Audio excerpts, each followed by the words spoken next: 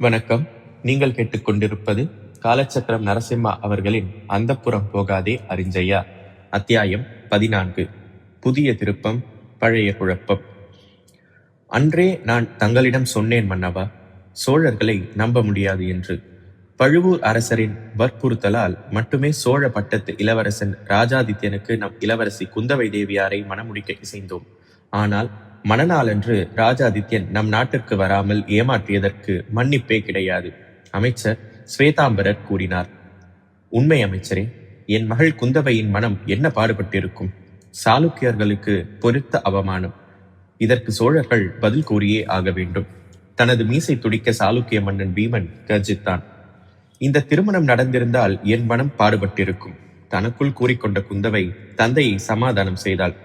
தந்தையே, சோழ இளவரசர் என்னை மணக்க வராதது எனது பாக்கியமாக கருதுகிறேன். தங்களுக்குத்தான் தெரியுமே, நான் விரும்புவது அமைதியான வாழ்க்கை. ஒரு சிற்றரசனின் மனையாளாக இருந்தாலும் பரவாயில்லை. எனது வாழ்க்கை அரசியல் சதுரங்க காயாக நகர்த்தப்படுவதை வெறுக்கிறேன். சோழன் அந்தப்புறங்களில் கூட அரசியல் ஆதிக்கம் செலுத்துவதை நான் அறிவேன். சோழர்களின் சூழ்ச்சிக்கு என் வாழ்க்கை பணயமாகவில்லை என்பதை அறிந்து நான் நிம்மதி அடைகிறேன், குந்தவை கூறினாள். ஸ்வேதாம்பரர் மன்னர் வீமனை யோசனையுடன் பார்த்தார். மன்னரே, சோழர்களுக்கு சரியான பாடம் புகட்ட வேண்டும். அவர்கள் கண்ணெதிரே நமது இளவரசிக்கு உடனடியாக மனம் செய்விக்க வேண்டும். எனக்கு ஒரு உபாயம் தோன்றுகிறது. சொல்லுங்கள் அமைச்சரே. வீமன் அமைச்சரை ஆவலுடன் நோக்கினான். ஸ்வேதாம்பரர் சிறந்த ராஜதந்திரி. அவர் கூறும் உபாயம் நிச்சயம் பலனடிக்க கூடியது.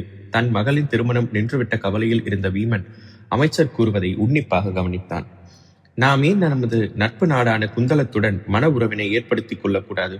குந்தல பட்டத்து இளவரசன் அமோகவர்ஷனுக்கும் வேமலுவாடா இளவரசி உஜ்வாலாவிற்கும் விரைவில் திருமணம் நடைபெற உள்ளது. அவரது தம்பி கோவிந்தனுக்கும் நமது குந்தவை தேவியாருக்கும் திருமணம் செய்து வைத்தால் என்ன? இந்த திருமணம் நடைபெற்றால் சோழர்களுக்கு முகத்தில் அறைந்தது போல் இருக்கும், ஸ்வேதாம்பரர் கூறினார். வீமன் தலையசைத்து மறுத்தான். இல்லை அமைச்சரே, கோவிந்தனின் நடவடிக்கைகள் குறித்து பல்வேறு கதைகள் நிலவி வருகின்றன. நம் சாளுக்கிய கிளியை அந்த குந்தல பூனை வசமா கொடுப்பது? முடியாது அமைச்சரே. வீமன் கூற குந்தவை தந்தையை ஆழமாக நோக்கினாள். தந்தையே, குந்தலம் அருகாமையில் உள்ள நாடு, சோழமோ வெகு தொலைவில் உள்ளது. நம்முடன் நட்பு பாராட்டும் குந்தல இளவரசனை மணப்பது நமது நாட்டுக்கு நன்மையை பயக்கும். நமது நாட்டிற்கு நன்மை கிடைக்கும் என்றால் ஒரு அரக்கனை கூட மணக்க நான் தயார், குந்தல் இளவரசன் கோவிந்தன் உட்பட. குந்தவை கூறியதை கேட்டு வியப்புடன் அவளை பார்த்தான் வீமன். அமைச்சரின் முகம் மலர்ந்தது. இளவரசி அவர்களே இவ்வாறு கூறிவிட்ட பிறகு நாம் ஏன் தயங்க வேண்டும் அரசே? சோழ இளவரசனை விட குந்தல இளவரசன் நமது குந்தவை தேவிக்கு மிக பொருத்தமாக இருப்பார். இப்போதே நாம் இது குறித்து பேச்சுவார்த்தைகளை துவக்குவோம். குந்தல நாட்டில் நமது தூதராக உள்ள சந்திர சூடனிடம் இது பற்றி குந்தலர்களிடம் பிரஸ்தாபிக்க சொல்லுவோம். ஸ்வேதாம்பரர் சொல்ல பீமன் யோசனையில் ஆழ்ந்தான். சிற்பிகளின் கூற்றுப்படி கோவிந்தன் பெண் பித்தன் என்கிற போது தெரிந்தே குந்தவையை எப்படி அவனுக்கு மணமுடிப்பது? என்னதான் அரசியல் ரீதியாக இந்த திருமணம் அவனுக்கு சாதகமாக தோன்றினாலும் ஒரு பெண்ணின் தந்தையாக இந்த திருமணத்தை செய்விக்க வீமன் விரும்பவில்லை. ஆனால் ஒரு அரக்கனை கூட தான் மணக்க தயார் என்கிறாள் குந்தவை. ஒருவேளை அவளை மணக்க இருந்த ராஜாதித்யன் மனத்திற்கு வராமல் போன கோபத்தில் சோழர்களை பழிவாங்க இந்த திருமணத்திற்கு சம்மதிக்கின்றாளோ? சோழ நாட்டு பட்டத்தரசியாக திகழ்வதை விட குந்தல நாட்டின் சாதாரண ஒரு இளவரசியாக இருக்கவே அவள் விரும்புகிறாள் போலும். ஒரு கணம் கண்களை மூடி தனது குல கடவுளான பீமேஸ்வரனை தியானித்தான் பீமன். நீர்தான் என் மனக்குழப்பத்தை தீர்த்து ஒரு நல்ல முடிவினை காட்ட வேண்டும். மனதிற்குள் அவன் கூறிய அதே சமயம் காவலாளி ஒருவன் உள்ளே நுழைந்தான். பீமனின் முன்பாக பணிந்தான். அரசே, நமது குந்தல நாட்டு தூதர் சந்திரசூடனின் மகன் விருப்பாட்சகன் தங்களை காண ஓலை சுமந்து வந்திருக்கிறார். தங்களை சந்திப்பதற்கு அனுமதி கேட்கின்றார் என்றான். பீமன் வியப்புடன் குந்தவையையும் ஸ்வேதாம்பரரையும் நோக்கினான். யாருடன் தொடர்பு கொள்ள வேண்டும் என்று சற்று முன் அமைச்சர் கூறியிருந்தாரோ அவரே தன் மகன் மூலமாக தகவல் அனுப்பியுள்ளாரே, அவரை உள்ளே அனுப்பு. பீமன் கட்டளையிட காவலன் வெளியேறி விருப்பாட்சனை உள்ளே அனுப்பினான். பீமன் முன்பாக பணிந்த விருப்பாட்சன் தன் மடியினில் சொருகியிருந்த பட்டோலையினை கையில் எடுத்து மன்னரின் முன்பாக நீட்டினான். எனது தந்தையார் தங்களிடம் ஓலையை தந்து இதில் குறிப்பிடப்பட்டுள்ள விவகாரம் தொடர்பாக தான் எடுக்க வேண்டிய நிலைப்பாட்டினை குறித்து உத்தரவுகளை பெற்று வர சொன்னார். ஓலையை படித்த வீமனின் நெற்றியில் குழப்பறிக்கைகள் தோன்றின. இது என்ன கூத்து ஸ்வேதாம்பரரே? வீமனின் குரலில் கோபம் கொப்பளித்தது. மன்னன் தன்னிடம் நீட்டிய ஓலையை வாங்கி உறக்கவே படித்தார் அமைச்சர். மன்னருக்கு மங்களங்கள். சோழர்களின் புதிய ரகசிய திட்டம் ஒன்றை பற்றி குந்தல சபையில் நான் அறிய நேர்ந்தது. பராந்தகன் மகள் வீரமாதேவியை குந்தல இளவரசன் கோவிந்தனுக்கு மணமுடிக்க இளைய பழுவூர் அரசரின் மூலம் தூது அனுப்பப்படுவதாக தெரிகிறது.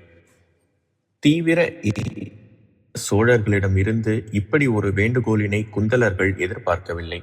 இத்தகைய உறவு சாத்தியப்படாது என்று புதிய குந்தல மன்னன் அமோகவர்ஷன் சபையினில் கூறிக்கொண்டிருந்த போதே இளையவன் கோவிந்தன் தான் வீரமாதேவியை மணக்க விரும்புவதாக அறிவித்துவிட்டதான் விந்தை. வேறு வழியின்றி மன்னன் அமோகவர்ஷனும் இந்த திருமணத்திற்கு சம்மதித்து விட்டான்.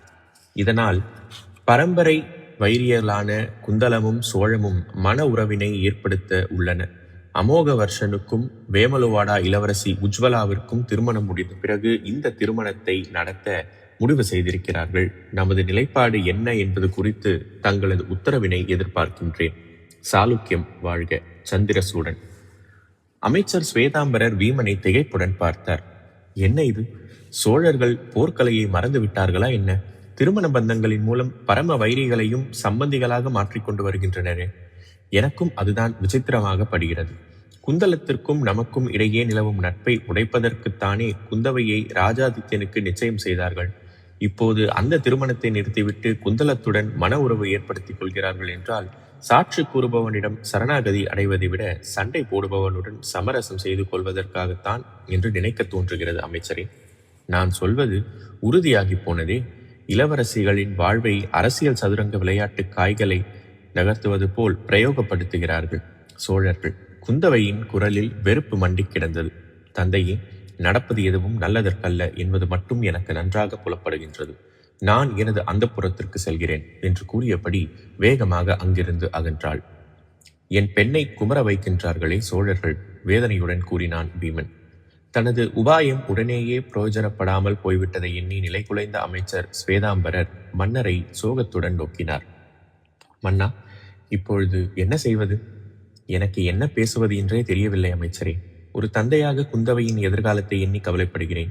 ஒரு அரசனாக மாறிவரும் அரசியல் சூழ்நிலைகளையும் திருப்பங்களையும் கண்டு குழம்புகிறேன்.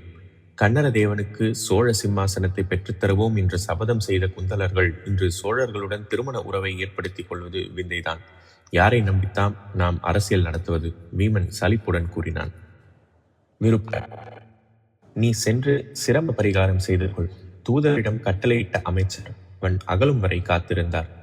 மன்னா, நாம் இப்போதைக்கு அமைதி காப்போம். முதலில் அமோகவர்ஷனுக்கும் உஜ்வலாவிற்கும் திருமணம் முடியட்டும். அதன்பின் சோழ இளவரசியை மனம் புரிவது குறித்து கோவிந்தன் தனது நிலைப்பாட்டினை மாற்றிக்கொள்கிறானா என்று பார்ப்போம். நான் அறிந்தவரை கோவிந்தன் நிலையான புத்தி இல்லாதவன். அவ்வப்போது தனது நிலைப்பாட்டினை மாற்றிக்கொள்பவன். எனவே சோழர்களின் முயற்சி எவ்வளவு தூரம் பலனளிக்கிறது என்பதை உன்னிப்பாக கவனிப்போம். பிறகு இது குறித்து நாம் நிலைப்பாட்டினை சந்திரசூடனுக்கு தெரிவிப்போம் என்றார். வீமனுக்கும் இது சரியான யோசனையாகப்பட்டது. அப்படியே செய்வோம் ஸ்வேதாம்பரரே என்று மன்னன் கூறிய அதே நேரம் மீண்டும் அறையின் கதவு திறந்து காவலாளி தோன்றினான். அரசே, சோழ நாட்டிலிருந்து தூதர் வந்திருக்கிறார். தங்களை சந்திக்க அனுமதி கோருகிறார். வீமனும் ஸ்வேதாம்பரரும் பார்வையினை பரிமாறிக்கொண்டனர். இன்னும் என்ன குட்டையை குழப்பப் போகிறார்கள் சோழர்கள்?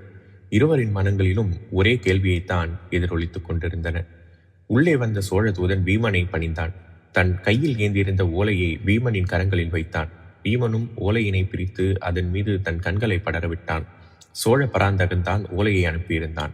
சாளுக்கிய மன்னர் வீமனுக்கு சோழ மன்னர் பராந்தகனின் வந்தனங்கள். தங்களது புதல்வி குந்தவையை எனது மருமகளாக ஏற்றுக்கொள்ளும் எனது எண்ணத்தில் எந்தவித மாற்றமும் இல்லை என்பதை அறிவிக்கவே இந்த ஓலையை அனுப்பியிருக்கிறேன். உங்களையோ உங்கள் மகளையோ அவமானப்படுத்தும் எண்ணம் சோழ தேசத்திற்கு இம்மி அளவும் இல்லை. இளவரசி குந்தவை தேவியாரை எங்கள் நாட்டின் மருமகளாக நாங்கள் என்றோ அங்கீகரித்து விட்டோம். ராஜாதித்யனுடன் திருமணம் நின்று போனது எதிர்பாராத ஒரு நிகழ்வு. இதனால் ஒரு தந்தையாக நீங்கள் வேதனைப்படுவது இயற்கையே. உங்கள் வேதனையை தீர்க்கும் பொருட்டு ஒரு யோசனையை முன்வைக்கிறேன். தங்கள் மகள் குந்தவையை எனது மருமகளாக சகலவித மரியாதைகளுடன் எங்கள் நாட்டிற்கு அனுப்பி வைக்குமாறு வேண்டுகிறேன். பின்னர் ஒரு முகூர்த்தத்தில் என் மகன் ராஜாதித்யனுக்கும் தங்கள் மகள் குந்தவைக்கும் திருமணம் நடத்தப்படும். இது குறித்து தங்களது முடிவினை தெரியப்படுத்த வேண்டுகிறேன். சோழ பராந்தகன். பராந்தகனின் ஓலையை படித்த வீமனின் கண்கள் சிவந்தன. என்ன நினைத்துக் கொண்டிருக்கிறான் பராந்தகன்? என் மகளை அனுப்பி வைக்க சொல்கிறானே, மனம் நடைபெறாமல் எங்கனம் நான் அவளை சோழ நாட்டிற்கு அனுப்புவேன்? குந்தலத்துடன் சோழர்கள் மன உறவை ஏற்படுத்தி கொண்டாலும் சாளுக்கியத்தை பொறுத்தவரை சோழன் நிரந்தர எதிரிதான். இனி என் மகளை சோழனின் மருமகளாக அனுப்பும் எண்ணம் எனக்கில்லை. எரிமலை என கோபம் சொற்களாக வெடித்தது. ஸ்வேதாம்பரர் சோழ தூதுவனை வெளியே செல்லும்படி சைகை காட்டியவர் பிறகு மன்னனை நிதானத்துடன் நோக்கினார். மன்னவா, சோழன் தொடர்ந்து தவறுக்கு மேல் தவறு செய்து கொண்டு போகிறான். போர்க்களத்தை நம்பாமல் எப்போது திருமணங்களின் மூலம் சமாதானத்தை வாங்க முயற்சிகளை மேற்கொண்டானோ அவன் பலவீனம் அடைந்து விட்டான் என்பது புலப்படுகிறது. இப்போதைக்கு சற்று கால அவகாசம் கேட்டு பராந்தகனுக்கு பதில் அனுப்புங்கள். உரிய நேரத்தில் அவனுக்கு தக்க பாடம் புகட்டுவோம். ஸ்வேதாம்பரர் கூற பீமன் பதில் ஓலை அனுப்புவதில் முனைந்தான். இத்துடன் அத்தியாயம் 14 நிறைவு பெற்றது. விரைவில் அடுத்த அத்தியாயத்தில் சந்திப்போம். நன்றி.